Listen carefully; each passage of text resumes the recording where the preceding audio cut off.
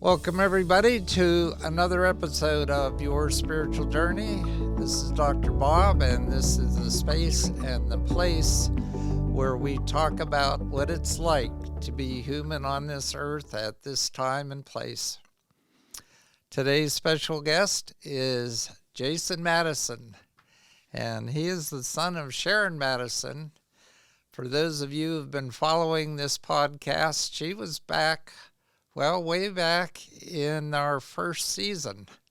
So you can check out that interview and get an idea of what Sharyn Madison's mother is all about. So Sharyn was born in September of 1976 in Nyack, New York, about 30 miles north of New York City. His parents are Harry, and as I said, one of my early podcast guests, Sharyn Madison. Both parents were raised in religious households. In fact, Sharyn's younger brother became a pastor, and they had planned on entering the Christian ministry as missionaries and eventually as ministers in a church. When their marriage ended, Sharyn's father went on to become a pastor in Pennsylvania. And Sharyn lived with his mother, Sharyn, who was herself a leader in a local church in Cortland County in central New York State. As detailed in her interview with me, there was some trauma that she went through, and that forced her to reevaluate and grow. And the same thing happened with Sharyn, because I would say he's been through quite a trauma, but we'll get into that soon. Her journey also became his, but from a different perspective, and that carried on through his time in college and beyond. Sharyn has a rare genetic disorder called MPSH. No, MPS 2, sorry. I probably typed that wrong. MPS 2, I'm sorry. Oh, okay. Those are my eyes. I'm looking at those two and seeing an H. MPS 2. Correct. It's Hunter syndrome that affects every part of his body. It has forced Sharyn to deal with hardships physically and mentally that cannot be blamed on a person, but an act of God. He has had several moments of facing his own mortality, face to face, in a profound way. This has led to a long internal conversation with Sharyn and the universe to find a way through the upheavals that he's had in life, to find a place of acceptance and empathy and growth. But all of this has led to a more stable and calm spirituality and acceptance of the continued journey. So I'm expecting an inspiring story from you, Sharyn, because well, hopefully. I've had many conversations with your mother.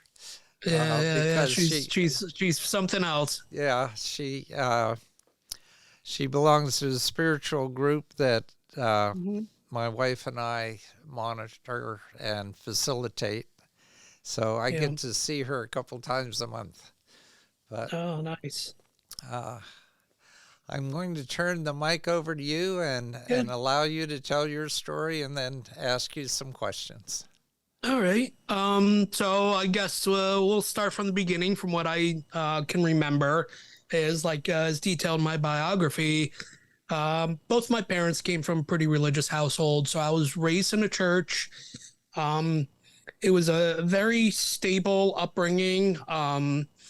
Mother's, as you know, Sharyn, she's very kind and empathetic, even though sometimes when you're a little kid, you're like, mom, I couldn't have asked for really a stronger mother. She was able to balance a lot of, my spiritual growth or with Christianity.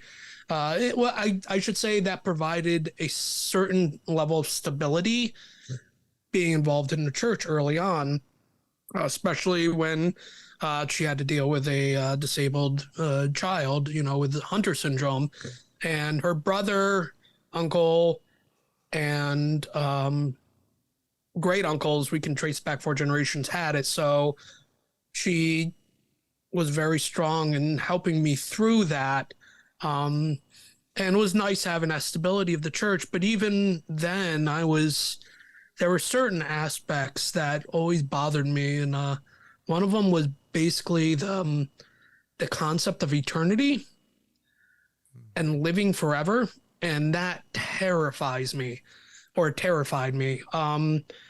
And I was really confronted with that when a childhood friend was killed. He was run over by a car, and that really bothered me. And Sharyn decided not to let me go to the funeral.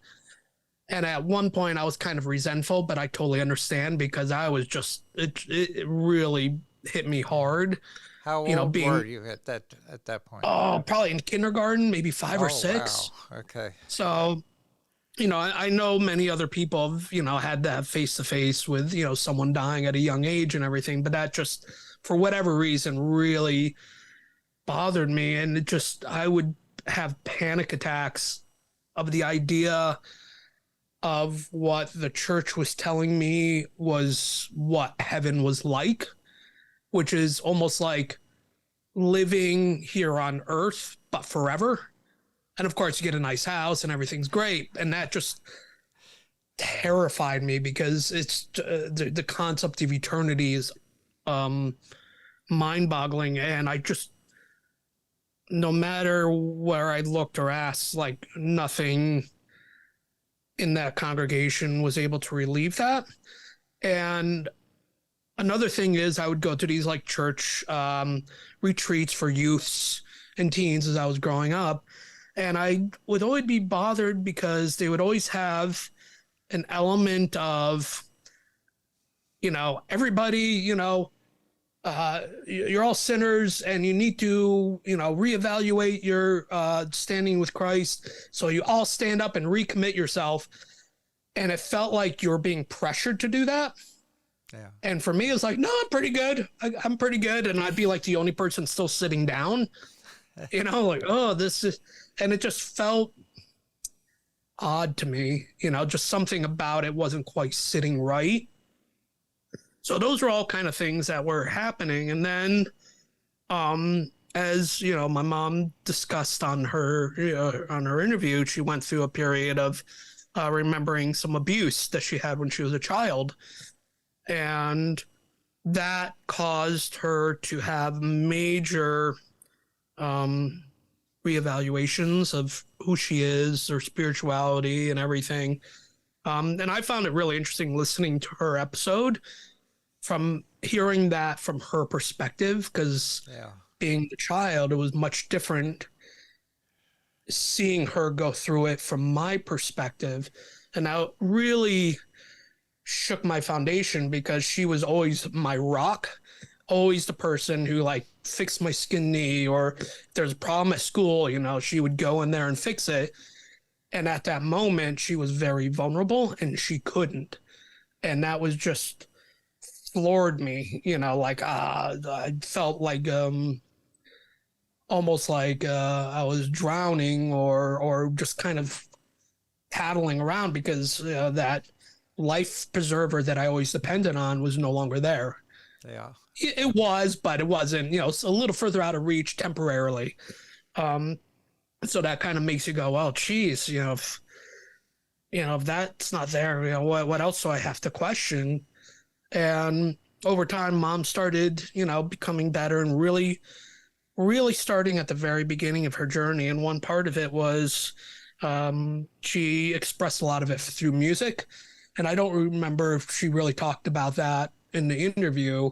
One of her first things she did was she created a whole record, an album of music that, and this was just very early on. That was the easiest way for her to start doing this. So she performed a concert at our church and played it for all the church people and all of her friends. She invited all sorts of people. And so many people in our congregation, the people that she worked so hard for and was a leader for, criticized her because it wasn't Christian enough. Oh, gee. And the people who supported her were the people not involved in the church. So that, along with those questions that I brought on earlier, and I started seeing that our congregation just had more and more less searching for spiritual growth, but more using it as the religion is kind of like a salve, Yeah. to make themselves feel good. I'm sure you can understand that, how some religious organizations just do that. People, and they get very angry if it deviates even a little bit from their perceptions, and they go on the attack. And what denomination was this again? This was an American Baptist church. Okay. In upstate New York, and they since moved, become a non-denominational. And surprisingly, our old church building has now become the community center of the arts. So in a lot of ways, Mom was kind of the first person to, bring that artistic community thing into that building, and it's a wonderful, amazing contribution to the community now that it's there. But when all that combined things happen, it just rocked me and just shook my world and shook my faith. And I started, and this is about the time I left high school and went to college, and I went to Syracuse University. So when you go to a big university like that, all of a sudden you're really exposed to a lot of different things. Yeah. So I started branching out and just kind of soaking up all these different things. Like my first experience with more Eastern philosophy was reading the Tao of Pooh, which is such a wonderful book. It's so calming. Yeah. I even got like a totally atheist friend read it, and he goes, "This was a nice read. You just want to sit there and curl up with a nice cup of tea and just kind of read the Tao of Pooh." Yeah. And I started being exposed to like different Greek philosophies through comic books, strangely.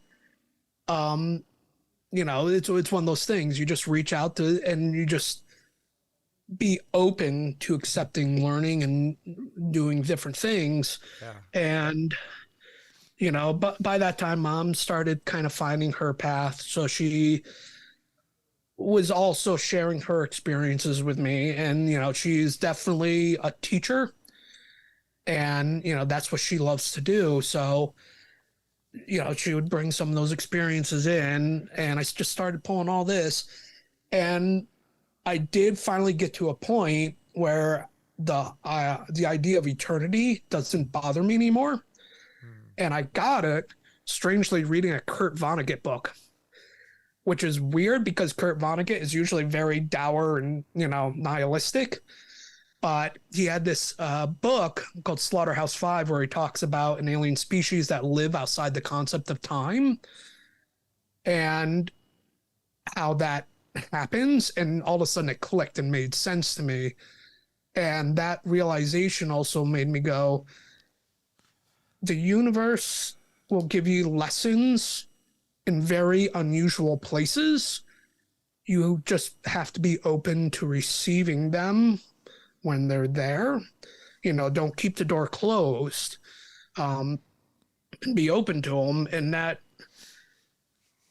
allowed me to just not be so bitter and angry or frustrated, but open to the experiences that we're supposed to have here.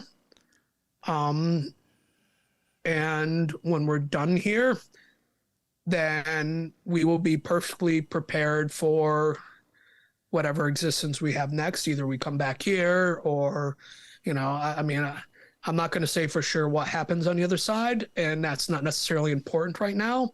What's important for me is the lessons that I take here to take on to the next bit. So I'm not so focused on the thereafter. Yeah. Not ignoring it, of course, and not being open to the things that we cannot explain. Um, so that was a brief summary of some of the things that I went through. I'm sure there's a lot. Well, and also with the Hunter syndrome, and I had a number of major serious surgeries that, I had, I guess, one surgery I had was a spinal decompression where they had to take out part of my backbone because it was starting to pinch my spinal cord and bruise it. Mm-hmm. And that was a very intense surgery. And I guess, I don't know the full story, but I had some kind of cardiac episode that was very serious. So, like, I was on the verge of dying, but I was unaware. But waking up, you're just confronted with a lot of this. And that's had many illnesses that I've had that moments like, all right, this is my time. I'm going to happen right now. I'm done. And then for some reason, something just pulls me back just off that whatever cliff.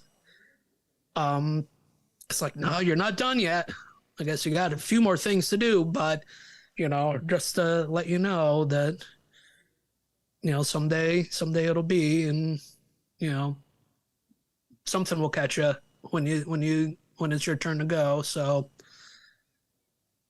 anyway, so those are just brief introductions. I'm sure you might have a few questions to help kind of maybe expand on some of this more, or piece some of it together. But it was unlike my mom, I don't really my journey isn't teaching or expressing it like she does.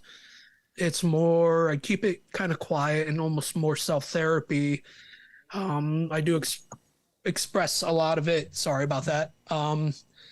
Express a lot of it through my art, or usually it's more on like one-on-one conversations with a person who is in a moment of despair or existential crisis, and they're the ones who will often initiate the conversation. I'm not a missionary. I'm not someone that goes out there and flashes it, but for some reason, I guess some people can kind of sense that in me. And I had a conversation that sticks with me when I was talking to another atheist friend of mine, and another one who was raised Catholic, but he left the church, and they were both, we were talking about it, and they looked at both of me and they said, you're going to be fine, Jason, because you got God on your side. And this is coming from an atheist. Yeah. Yeah. So there's something about, I guess, that some people can just kind of sense, especially when they need it. And that's kind of where I take it, which is, like I said, unlike my mother, she's out there and spreading the joy. That's her mission. She's wonderful. Except when she wanted me to clean my room, then I might disagree with that. But that's so. So do you have any questions or for me? A few. I guess let's start with the disease and how that has affected your growth or your fits and starts, because I imagine, and I know a couple people with chronic diseases, that there's a thought that has to go through your mind of why me. Oh yeah, very much so. It was a thought of, this is not fair. And that was a big thing when I was growing up. This is not fair.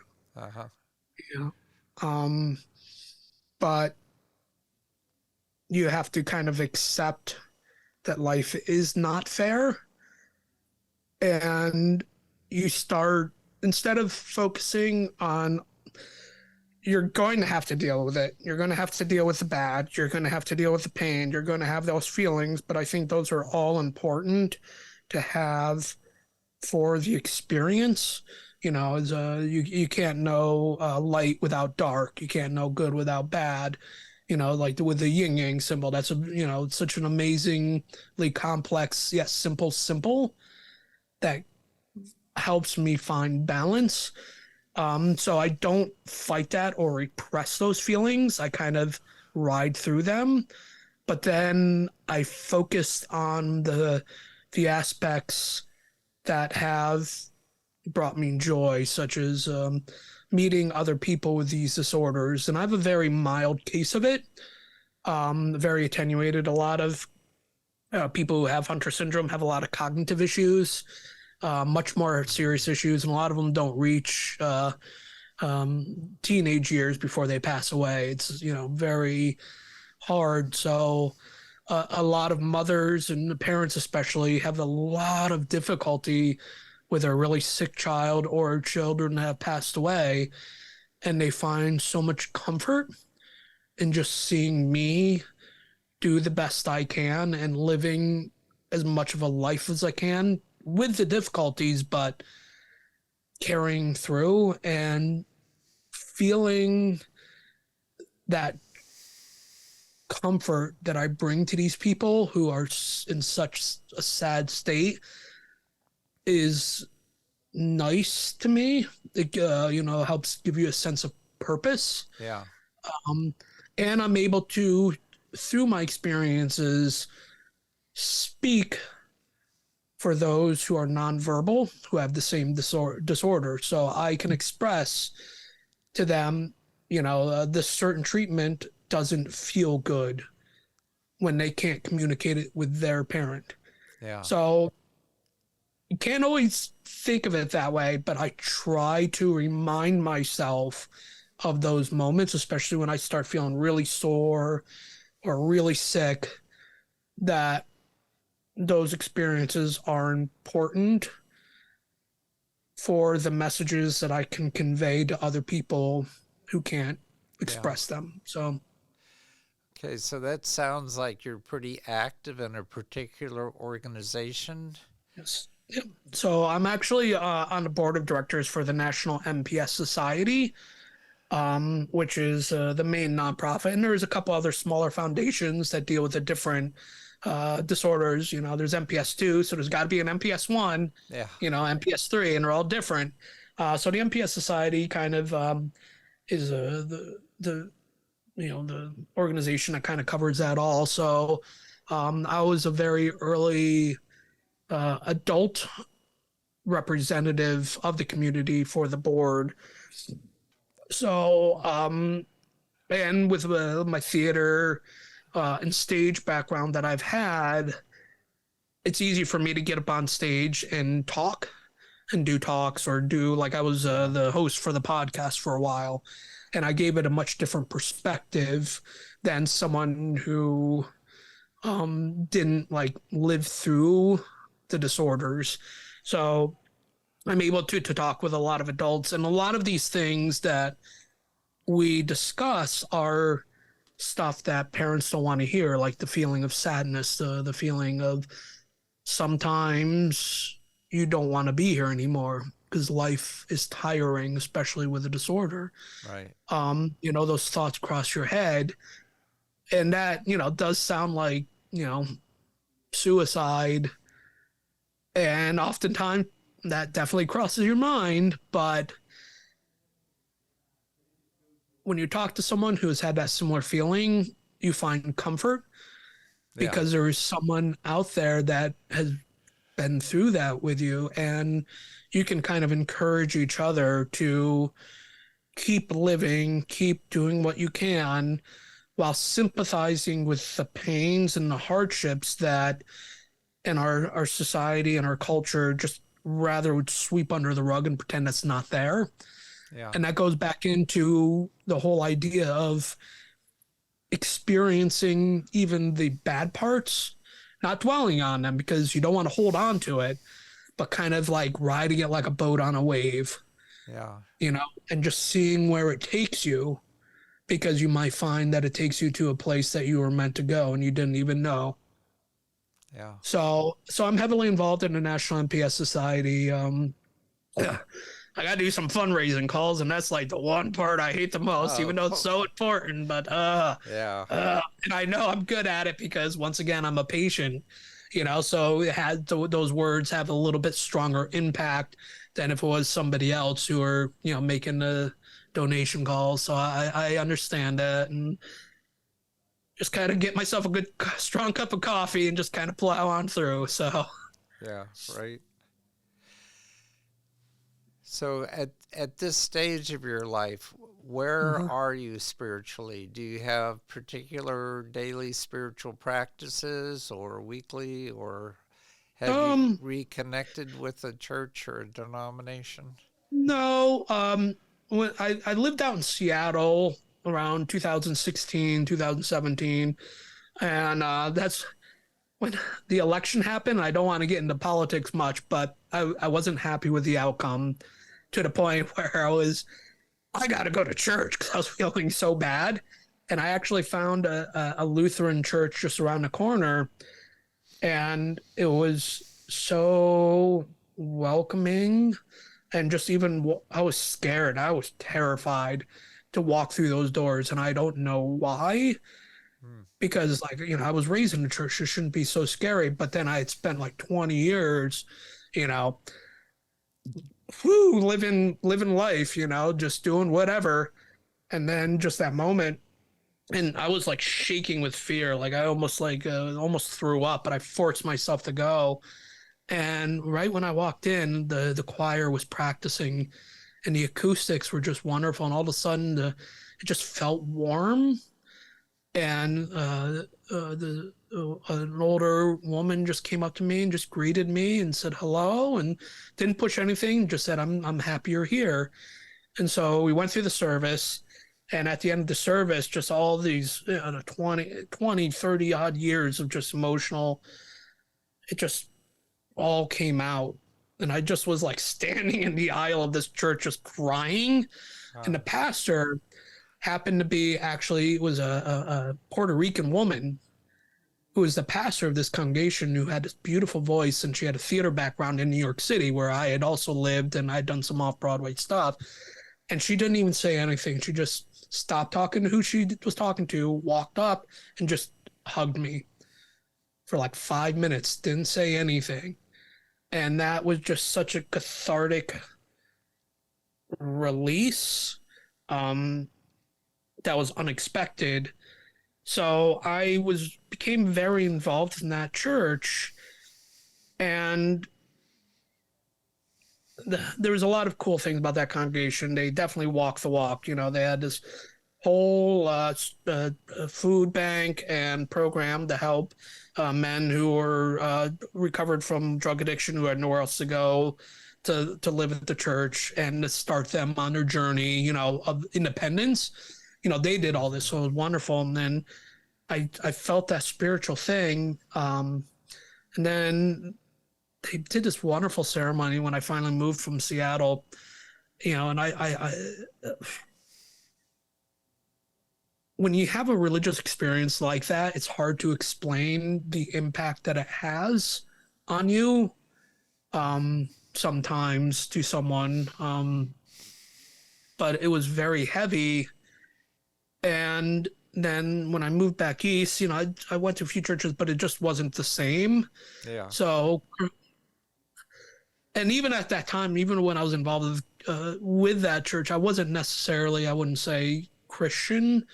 Um, I think it's easiest for me to express a lot of the spirituality that I have through Christian terms because that is what I was raised on. So that's how it's easiest for me to express it. But um, I'm not really involved. I definitely pray every day. I definitely have a conversation with the Almighty, expressing gratitude, um, but also requesting help.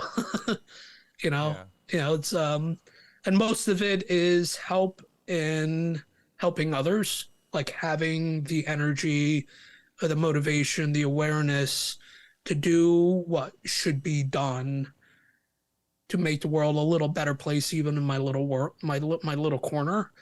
So that is the really extent of the organization. Where I live now in Pennsylvania, there's like churches everywhere, but for some reason, I just don't feel pulled to any of those congregations.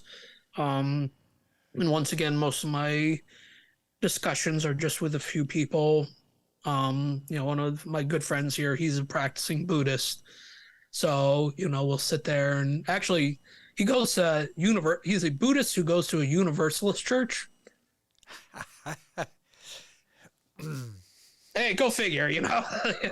um, so yeah, so maybe at some point, I kind of think I'm not necessarily settled here where I am now. Where in Pennsylvania are you? Yeah, I currently live right in Allentown, Pennsylvania. Okay.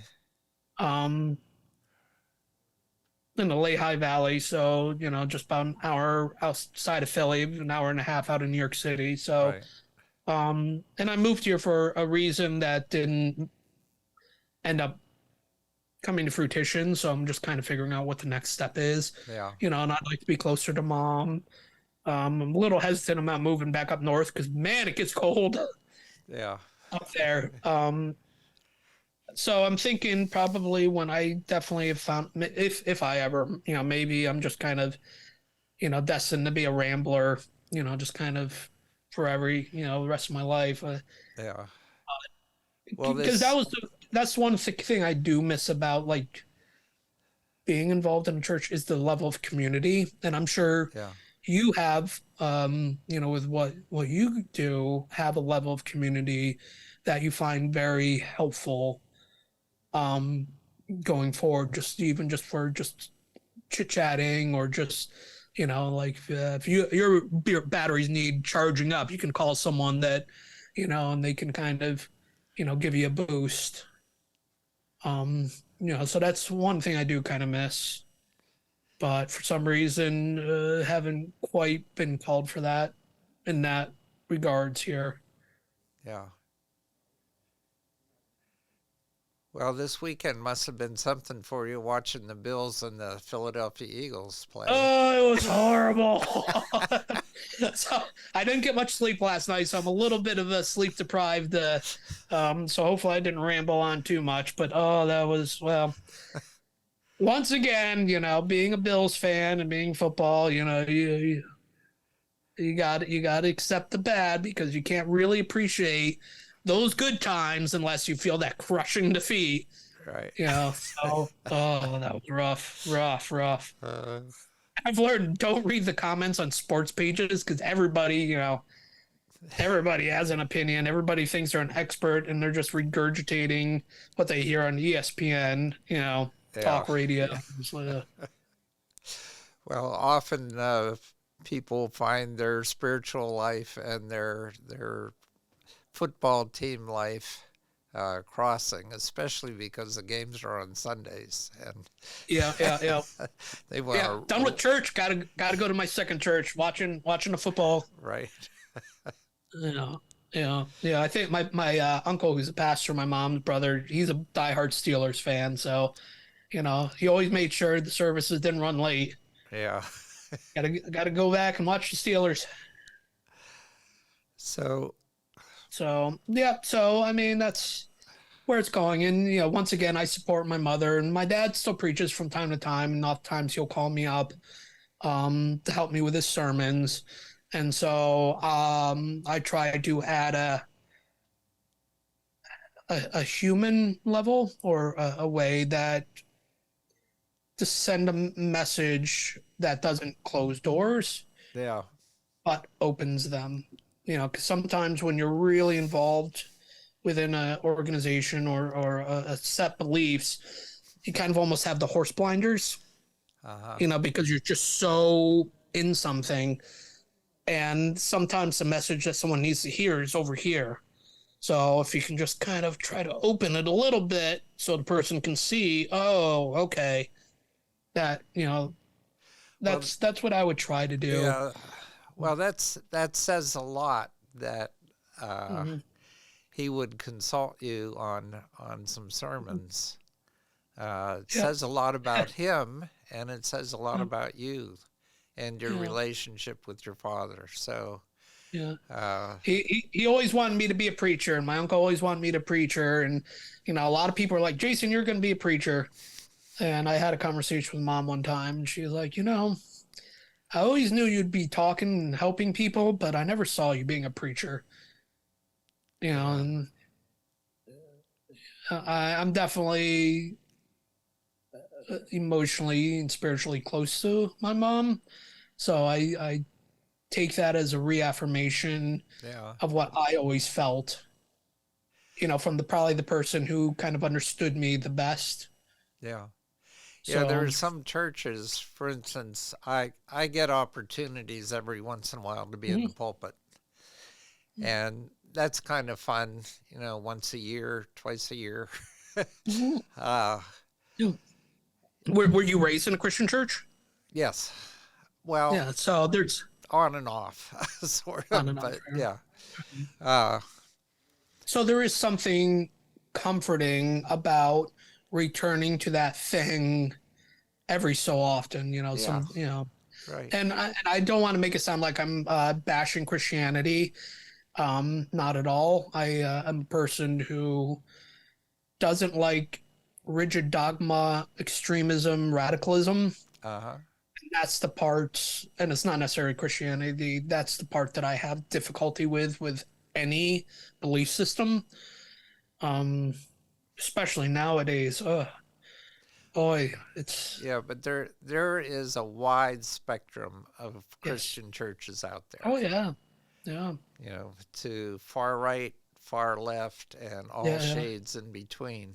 And yeah, and I found that it's a matter of what they call church shopping yeah. is to find the one that resonates Mm. with your beliefs. Uh, And I certainly found that in Seattle. Like I am forever indebted to that first Lutheran church, Emmanuel, right in downtown Seattle. And if I ever won the lotto, oh boy, they're getting a big tithe check, that's for sure. yeah. I mean, God bless them. So you've mentioned a couple things in the arts. One is that you paint, I guess. I'm more of an illustrator, I guess. Okay. A cartoonist. I'm definitely a cartoonist. Um, And one and is I was raised on Charles Schultz, like Charlie Brown. yeah, I read so much of that. So a lot of my work just has those undertones, um, that Charles Schultz would have. There's always sadness. Sorry, my phone is going off. Hopefully, work's calling me. Sorry, I should have turned this off. All right, sorry about that. My that's okay. apologies. That was unprofessional of me. Well, you probably also like Calvin and Hobbes then. I'm sorry, what? Calvin and Hobbes. Oh yeah, no, Calvin and Hobbes is great. And with both of those strips, the people, there's a lot of philosophical and religious statements that both of the artists did through those. Even the name Calvin and Hobbes, those are based on, two theological, philosophers, Yeah. the dichotomy there. And it's also, a comic strip of a 6-year-old boy with a stuffed tiger. Charles Schultz, he was definitely very Christian, but his comic strip dealt a lot with spiritual problems and depression and dealing with self-esteem and all of that. So a lot of my work tends to kind of follow in those same footsteps. Yeah. So that's what I do, and I do a lot of performance. Like I was in a lot of musical bands for a while, and I was in theater. And once again, like playing music, that's such a wonderful way, and I got that from mom as well. of expressing yourself. You know, Yeah. it's like a physical way of getting these emotions and thoughts out. Um, so so that's what I would do a lot. I haven't done as much of that lately. Um, because I am getting weighed down by the physical symptoms of Hunter syndrome as I'm getting older, and it takes energy to go out and do these things. Yeah. And I'm not in a place where the community is quite there to help me facilitate get that energy to go out there. I definitely had that in my hometown. I had that out in Seattle and in New York City. Yeah. Just haven't found that here quite yet. So So at this point, we're about out of time. And okay. I always give the guest the opportunity to leave the audience with a few words of wisdom. So this is your opportunity.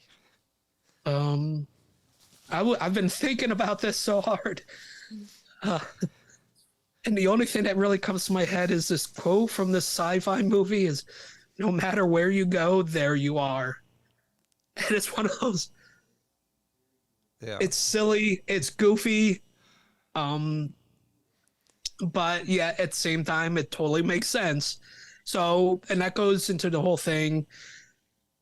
Enjoy the experience that we have here now. Express spirituality, do all that. But for me, that'll happen when it comes. What lessons are in front of us now? How can we help now? And just appreciate the wonderful gifts that we have. I've been drinking this coffee. It's wonderful coffee. How amazing is that, really? Yeah. If you stop and think about it, wow, it's pretty awesome that I can sit here and talk with you, and we live nowhere near each other, and I can have a cup of coffee with you. How wonderful is that? That's magical.